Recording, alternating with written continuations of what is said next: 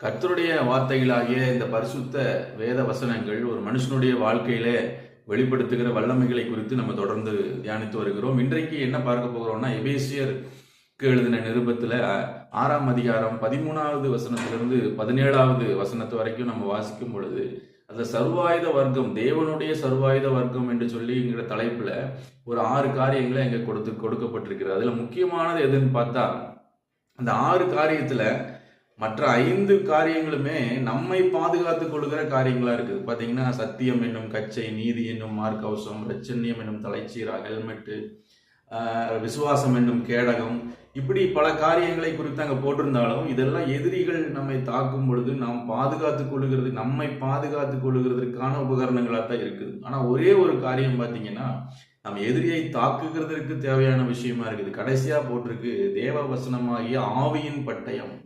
அப்ப கர்த்தருடைய வசனம் என்பது ஒரு ஆவியின் பட்டயமாக அங்கே காட்டப்படுகிறது. அப்ப நம்ம எதிரியை நம்ம தாக்கும் பொழுதுதான் நம்ம வெற்றி பெற முடியும். அவன் நம்மை தாக்கும் போது நம்மை பாதுகாத்துக் கொள்கிறதற்கு சில காரியங்கள் நமக்கு தேவை. கேடகம் வேணும், மார்க்கவசம் வேணும், ஹெல்மெட் வேணும், இதெல்லாம் தேவைதான். ஆனா நம்ம திருப்பி தாக்குனா தானே நம்ம ஜெயிக்க முடியும். அப்ப பொல்லாங்கனை நம்ம ஜெயிக்கணும், பிசாசு நம்முடைய சத்துருவாகிய சாத்தானே அவன் கொண்டு வருகிற அந்த சோதனைகளை எல்லாம் நம்ம ஜெயிக்கணும் அப்படின்னா, நமக்கு முக்கியமா தேவை ஆவியின் பட்டயமாகிய வேத வசனம். கர்த்தருடைய அந்த அனுபவத்தையே நீங்க பாத்தீங்கன்னா, இயேசு கிறிஸ்துவனுடைய அனுபவம் பாத்தீங்கன்னா, மத்தேயு 3ஆம் அதிகாரத்துல அவர் ஞானஸ்நானம் எடுக்கிறார். 4ஆம் அதிகாரத்திலேயே பிசாசு சோதனைக்காரன் ஒரு இடத்துல வந்து பல சோதனைகளை அவருக்கு முன்னால வைக்கிறான். ஆனா அந்த சோதனைகள் எல்லாவற்றிலும் அவர் எதை வைத்து அவர் ஜெயித்தார்னு பார்த்தா, கர்த்தருடைய வசனங்களை வைத்துதான் அவர் ஜெயித்தார். மனுஷன் அப்பத்தினாலே மாத்திரமல்ல, தேவனுடைய வார்த்தையினாலும் பிழைப்பான். நீ கர்த்தரை பரிச்சயம் வராதிருப்பாயாக, அவருக்கு நீ ஆராதனை சுவையாகன்ட்டு திரும்ப திரும்ப அந்த வசனங்களை சொல்லிதான் பிசாசை அவர் துரத்தினார். அந்த இடத்துல அவர் வெற்றி பெற்றார்.